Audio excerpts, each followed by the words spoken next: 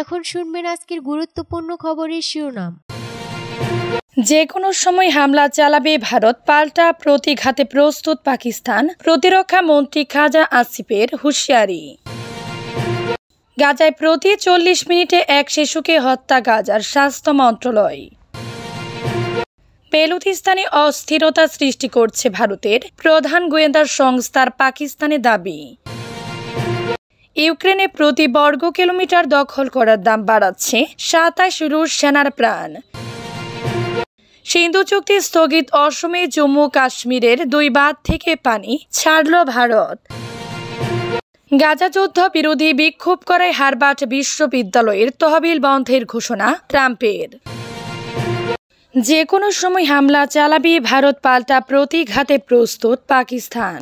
পাকিস্তানের প্রতিরক্ষা মন্ত্রী খাজা আসিফ বলেছেন, ভারত যে কোনো সময় হামলা চালাতে পারে। হামলা হলে পাল্টা প্রতিঘাতের জন্য প্রস্তুত পাকিস্তানও। কাশ্মীরের পেহেলগামে বন্দুক হামলার প্রেক্ষিতে পরমাণু অস্ত্রধর প্রতিবেশী 2 দেশের মধ্যে শ্রেষ্ঠ তীব্র উত্তেজনার মধ্যে এই সতর্ক বার্তা দিলেন তিনি। গতকাল সোমবার ইসলামাবাদে সাংবাদিকদের পাকিস্তানের প্রতিরক্ষা মন্ত্রী খাজা আসিফ আরও বলেন, আমাদের কাছে তথ্য রয়েছে যে ভারত নিয়ন্ত্রণের রেখা বরাবর যে কোনো সময় হামলা চালাতে পারে। হামলা হলে নয়াদিল্লিকে এর উপযুক্ত জবাব দেওয়া হবে। প্রধানমন্ত্রী শেহবাজ শরীফ পেহেলগামে ঘটনা তদন্তে একটি আন্তর্জাতিক কমিশন গঠন করার আহ্বান জানিয়েছেন। এ ব্যাপারে খাজা আসিফ বলেন, এই তদন্তের মাধ্যমে পাকিস্তান হবে হামলার ঘটনায় ভারত নিজে নাকি অন্য কোনো গোষ্ঠী জড়িত, এবং পাশাপাশি নয়াদিল্লির ভিত্তিহীন অভিযোগের নেপথ্যের সত্য উঠে আসবে।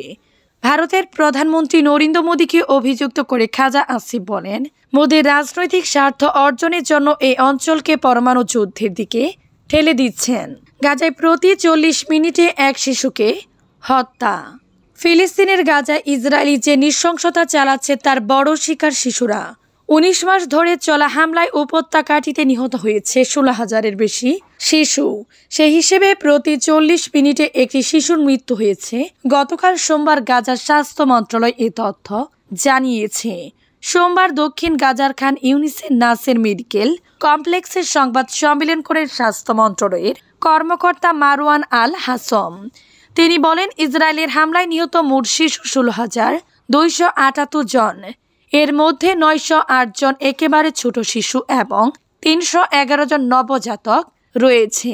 2023 সালে 7 অক্টোবর থেকে গাজায় নির্বিচার হামলা চালিয়ে যাচ্ছে ইসরায়েল। চলতি বছরের শুরুর দিকে মাস 2-এর যুদ্ধবিরতি চললেও গত 18 মার্চ তা লঙ্ঘন করে আবার হামলা শুরু করে ইসরায়েলি বাহিনী। গাজা স্বাস্থ্য মন্ত্রণালয়ের হিসেবে এই সময়টাতে সেখানে মোট 52,615 জন নিহত হয়েছেন। আহত হয়েছেন 1,18,752 ফিলিস্তিনি। বহু মানুষ এখনও নিখোঁজ। পাকিস্তানের দাবি বেলুচিস্তানে অস্থিরতা সৃষ্টি করছে। ভারতের প্রধান গোয়েন্দা সংস্থা রিসার্চ অ্যান্ড অ্যানালাইসিস উইং বার বেলুচিস্তানের সহিংসতা ও সন্ত্রাসবাদ উস্কে দিতে তাদের প্রক্সি গোষ্ঠীগুলোকে ব্যবহার করছে বলে গুরুতর অভিযোগ তুলেছে পাকিস্তানের গোয়েন্দা সংস্থাগুলো।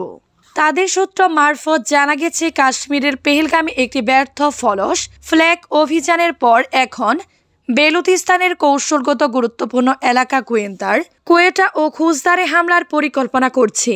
এ লক্ষ্যে তারা বালুচ লিবারেশন আর্মি BLA, ফিতনা উল খাওয়ারিজের মতো জঙ্গি সংগঠন এবং কিছু অবৈধ আফগান নাগরিককে ব্যবহার করছে বলে দাবি করা হয়েছে।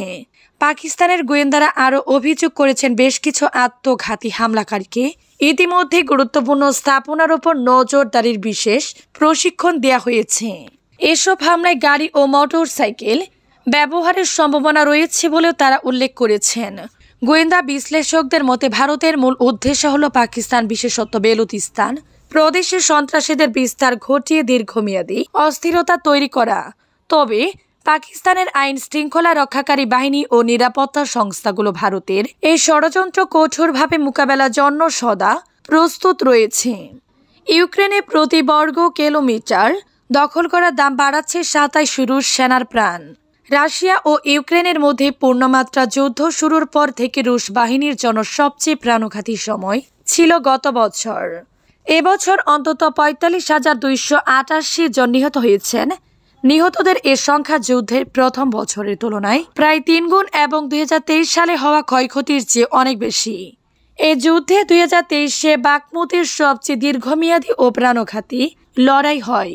যুদ্ধের শুরুতে কৌশলগতভাবে গুরুত্বপূর্ণ এলাকা দখলের একটি লড়াই ধাপে ধাপে রাশিয়ার ব্যাপক ক্ষয়ক্ষতি হয়।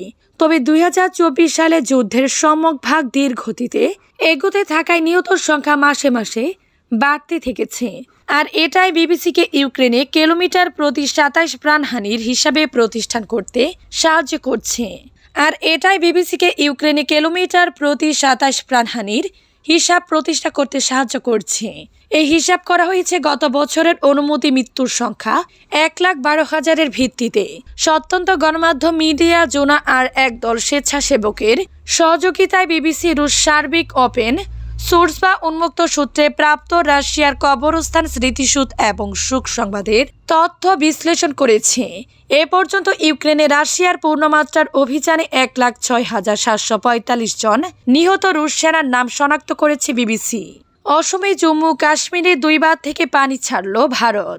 কাশ্মীরের পেহেলগামী সন্ত্রাসী হামলার পর সিন্ধু পানি চুক্তি IWT স্থগিত রাখার ঘোষণা দেওয়া হয়। এ ঘটনার পর প্রথমবারের মতো কার্যকর পদক্ষেপ হিসেবে ভারতের পক্ষ থেকে জম্মু কাশ্মীরের বাগলিহার ও চেনাব নদীতে পানি ছাড়া হয়েছে। সাধারণত প্রতি বছরে বর্ষাকালে অর্থাৎ আগস্ট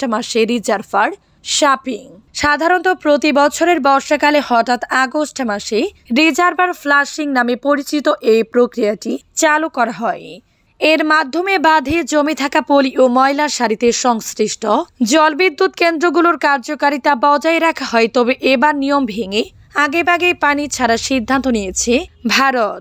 ভারতের এক উচ্চ পদস্থ কর্মকর্তা দ্য হিন্দুকে বলেন, গত কয়েকদিন আমরা কিছু রিজার্ভার ফ্লাশিং করেছি। সিন্ধু পানি চুক্তির আওতায় সাধারণত আগস্টে এটি করা হয়, তবে এবার তা এগিয়ে আনা হয়েছে।